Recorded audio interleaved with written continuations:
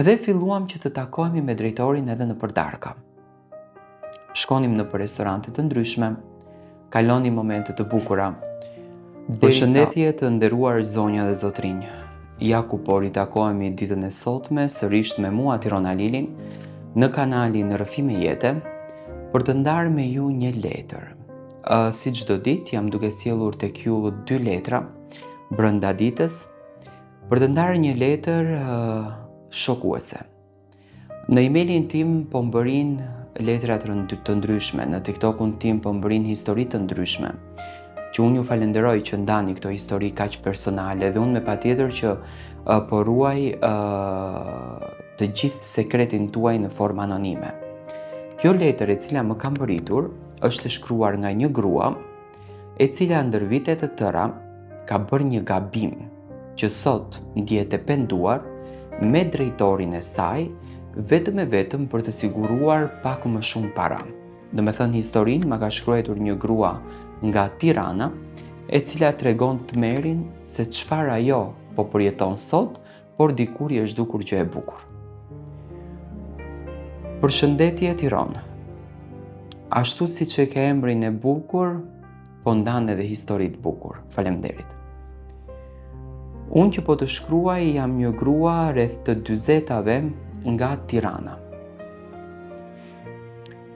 Jam rritur në një familje jashtëzakonisht të pasur. Isha vajzë e vetme, pa motër e pa vëlla. Babai dhe mami më kanë rritur me kulturën që në jetë atë që ma shes syri, unë ta përjetoj.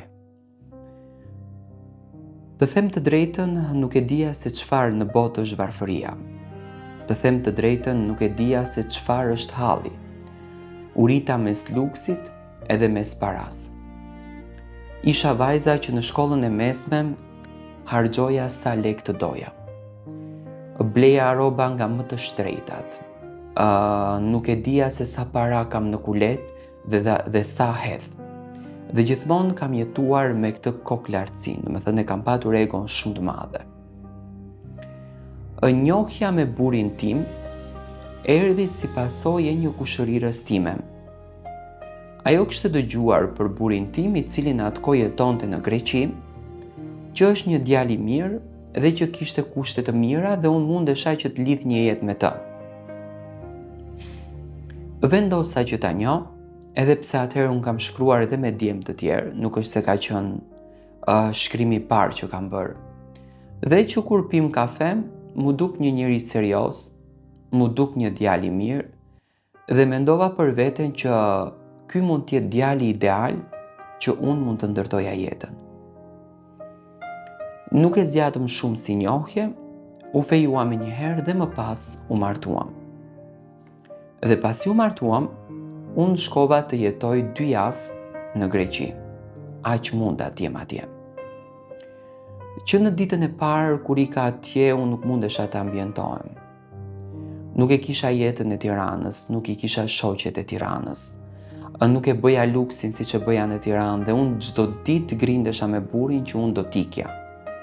Nuk më pëlqente fare, do me thënë që në ditën e parë që shkola atë tokë, unë u tmerrova. I bëra 2 javë edhe ika. Ika me pa dëshirën e ati. Prenotova vetë biletën edhe u ktheva në Tiranë. Im shoq më luste në telefon që nuk është mirë, ne e nisëm jetën ta bëjmë bashkë. Edhe unë për 1 muaj të tërë e binda atë që ai të lërë punën edhe të kthehet në Tiranë. Në momentin që burri erdhi në Tiranë, fillimisht një herë ishte shumë e vështirë sepse ai duheshte të siguron punën. E ne punë nuk kishim. Dhe vendosa unë që të punësohem. U punësova në një kompani që nuk dua t'ja përmend emrin, dhe unë kisha atë stilin tim, veshjen time, egon time, kisha një xhelozi jashtëzakonisht të madhe në punë. Nuk doja asnjë kolege të jetë më mirë se unë. Dhe fillova që të afrohesha sa më shumë me drejtorin, sepse qëllimi ishte që të punësoj dhe burri në atë kompani. Drejtori më ftonte për kafe. Më pas filloi të më fton pas punës për një koktel, ta pim së bashku. Unë asnjëherë nuk i tregoja burrit tim që me kë jam saktësisht. Ai kishte besim tek unë edhe pse ishte natyrë pak më e qetë. Dhe filluam që të takohemi me drejtorin edhe nëpër darka.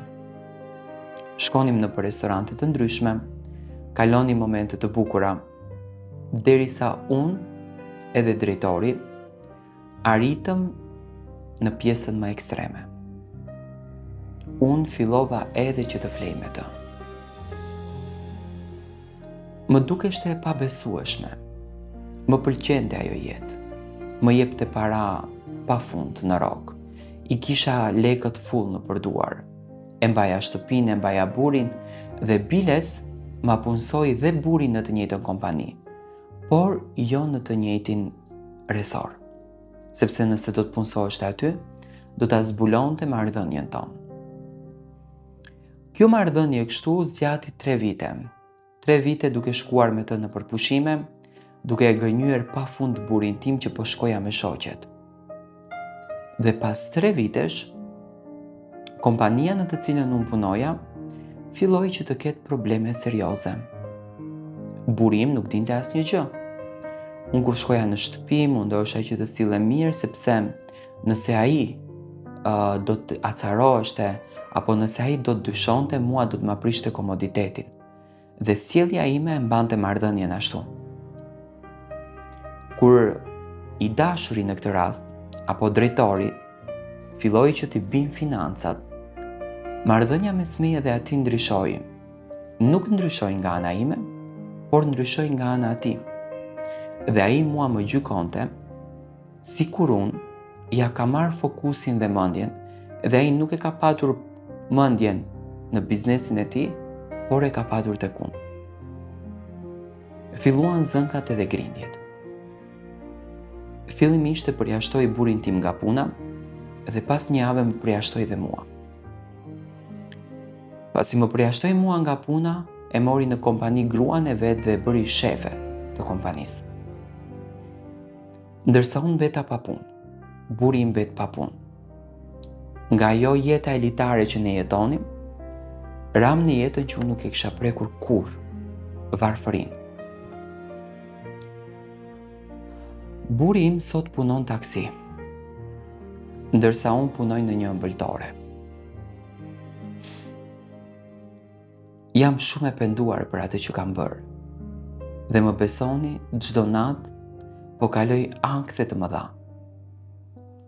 Kam frikën se një ditë burri do ta kupton këtë gjën. Lexoj thënie të ndryshme që gënjeshtra del. Unë tashmë jam bërë nën me fëmijë. Fëmijët janë rritur dhe më vjen turp për gabimin që kam bërë.